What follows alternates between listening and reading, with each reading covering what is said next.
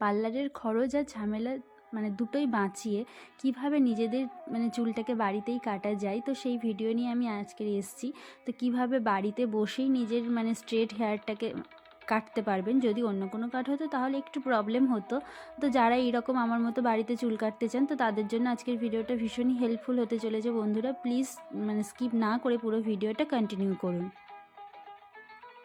Hello friends, good morning, welcome back to our channel Anupushpendu's passion. Anupushpendu's passion চ্যানেলে আরও একটি নতুন ভিডিওর সাথে আপনাদেরকে অনেক অনেক স্বাগত জানাই। আশা করছি যে যেখান থেকে আমার এই ভিডিওটা দেখছেন সবাই খুব ভালো আছেন আর সুস্থ আছেন। সবার সুস্থতা কামনা করে আমি আমার আজকের এই ভিডিওটা স্টার্ট করছি। আই হোপ কি তোমাদের সবার খুব ভালো লাগবে ভিডিওটা। তো বন্ধুরা থাম্বনেল আর টাইটেল দেখে বুঝতেই পেরেছেন যে আজকের ভিডিওটা কি হতে চলেছে। তো আমি কীভাবে আমার মানে স্ট্রেট হেয়ারটাকে মানে বাড়িতে কেটেছিলাম, তো সেইভাবেই মানে সেই ভিডিওটাই ভাবলাম একটুখানি শেয়ার করা যাক তোমাদের সাথে। তো সেটা করার জন্যই আমি ভিডিওটা করে রেখেছিলাম। প্রায় বিয়ের 1 বছর পর আমি আমার চুলটা কাটছি, তো ভীষণই কষ্ট হচ্ছে। তো এতদিন ধরে মানে একটা বলছি সরি, মানে চুল বড় করার মানে কতটা কষ্টের সেটা তো মেয়েরা নিশ্চয়ই জানো।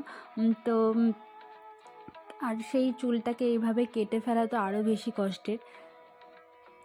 তো প্রথমে আমি চুলটাকে ভালোভাবে আঁচড়ে নিয়েছিলাম, যাতে মানে কোথাও না কোথাও জট পড়ে থাকে। তো সেই জন্য ভালোভাবে চুলটাকে সম্মান করে মানে অনেকক্ষণ থেকে চিরুনি নিয়ে মানে আঁচড়ে নিয়েছিলাম চিরুনি দিয়ে।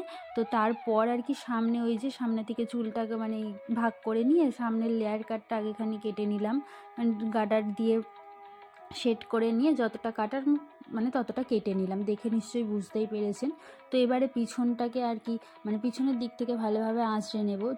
চুলের শ্যাম্পুটা করা হয়েছিল 2 দিন আগে, 2 দিন না 1 দিন আগে।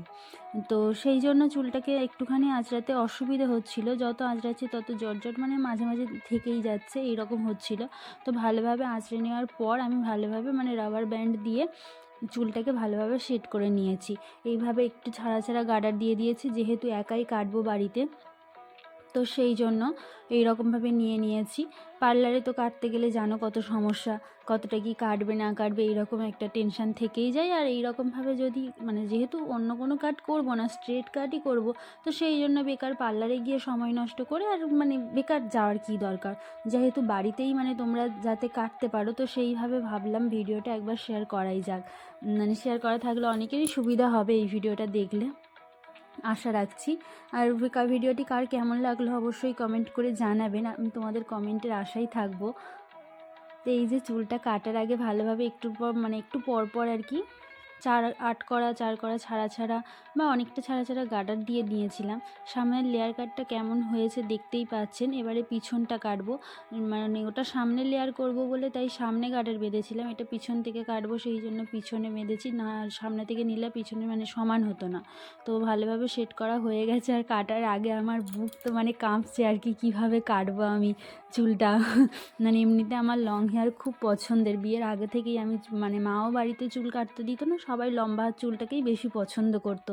স্কুল কলেজ যেখানে যেতাম সবাই আর কি বেশি ভালোবাসতো মানে চুলটার জন্য, মানে বিশেষ করে চুলটার প্রতি মানে সবাই বেশি আকর্ষণ মানে মানে সবার বেশি আকর্ষণ থাকতো।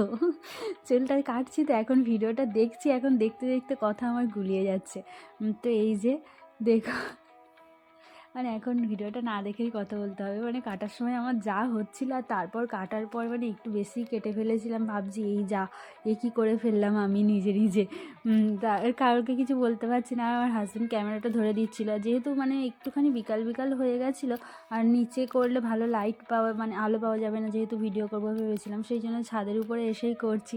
তো কাটার পরে মনটা ভীষণই খারাপ লাগছিল, কিন্তু কি করব বন্ধুরা, এখানে মানে যেখানে থাকি আমি কোয়ার্টারে, এখানে থাকার পর জল তো চেঞ্জ হচ্ছে, এখানে একরকম জল ওখানে একরকম জল এরকম হচ্ছে, আর সেই জন্য মানে চুলের ঠিকঠাক মতো যত্নও নিতে পারছি না, আর হেয়ার ফল তো হতেই থাকছে। সামনেটা দেখবেন শীতের কাজটা কতটা ফাঁকা হয়ে গেছে।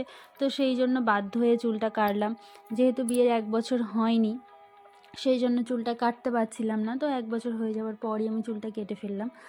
তো এই যে কতটা কেটে ফেলেছি একবার দেখুন। তো মানে বলার কোনো ভাষাই নেই।